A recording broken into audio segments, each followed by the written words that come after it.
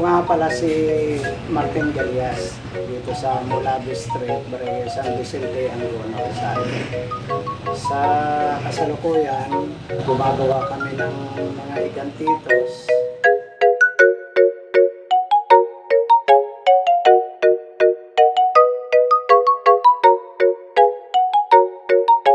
Ilagay natin doon sa isa sa row, tapos isa rin sa painting.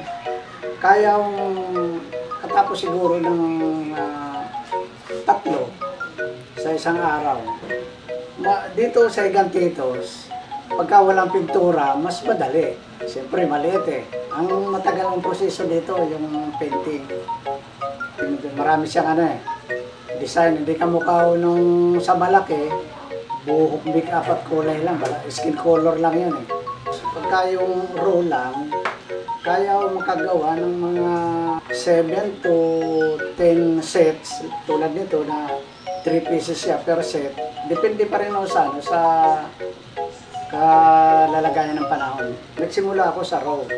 Ngayon, yung kinunan ko ng trabaho, sabi niya sa akin, gawan mo ng paraan ng finished product na. So dahil nga dito sa Angono, medyo marami-rami tayong artist dito eh.